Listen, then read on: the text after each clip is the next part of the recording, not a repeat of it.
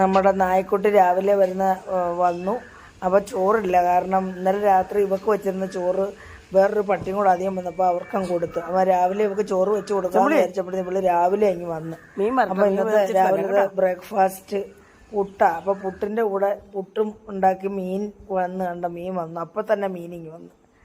മീനെടുത്ത് ഒരെണ്ണം എടുത്ത് പറ്റിച്ച് ഇവക്ക് ചോറ് കൊടുക്കാമെന്ന് വിചാരിച്ച്. അങ്ങനെ അവളോട് പറയാം അവിടെ നിൽക്കാൻ. പിന്നെ ഞാൻ മീനുമായിട്ട് ഇരുമ്പോൾ അടുത്ത ആൾ അവിടെ ഇരുന്നു ബഹളം. വിശന്ന് പുട്ട് വരാം അറിയില്ലേ. എല്ലാവർക്കും വിശപ്പാണല്ലോ. മിടുക്കിയായി അവിടെ നിൽക്കും മോള്. വെയിറ്റ് ചെയ്യാം. അമ്മ മീൻ നമ്മുടെ പൂച്ചക്കുട്ടൻ വിശന്ന് കരയുവാ. തരാം കേട്ടോ. മോൻ അമ്മച്ചേട്ടൻ മീൻ കൊണ്ടുവന്നാണ്ട. ഇത് കറി വെച്ചിട്ട് തരാം. നീ തല വെട്ടി തരാടാ. തല വെട്ടി തരാം. നീ സമാനപ്പെടണം.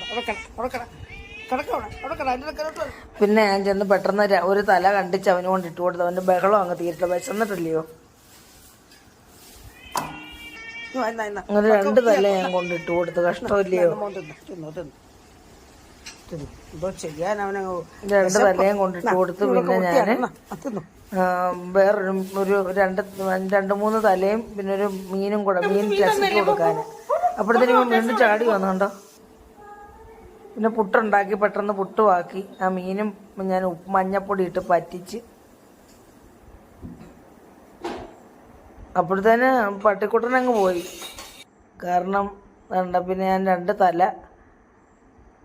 എടുത്ത് ഒരു പുട്ടുണ്ടാക്കി. 1.5 പുട്ടും തലയും ആ മീനിൻ്റെ കുറച്ചെടുത്ത് രസയ്ക്കുണ്ടാക്കിയ മീൻ അതേന്നും കുറച്ചെടുത്ത് ഇതിനകത്തിട്ട് കൂട്ടിപ്പരട്ടി ഉടച്ച് ഞാൻ കൊണ്ടുവന്നപ്പോഴത്തേന് അതങ്ങ് പോയി.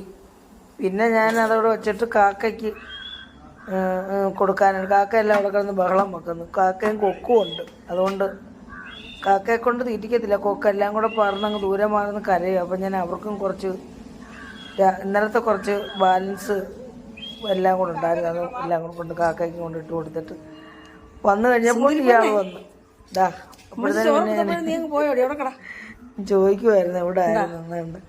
പിന്നെ അവൾക്ക് ആ പുട്ട് കൊണ്ട് ചോറ് നല്ല വായി വന്നത്. പുട്ട് കൊണ്ട് കൊടുക്കുവാണ്.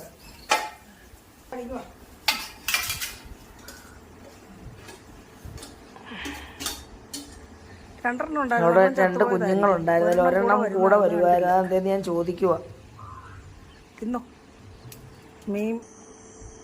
അത് കഴിഞ്ഞ് നമ്മുടെ രാത്രി വരുന്ന നായ്ക്കൾക്ക് ചോറ് കൊടുക്കുക.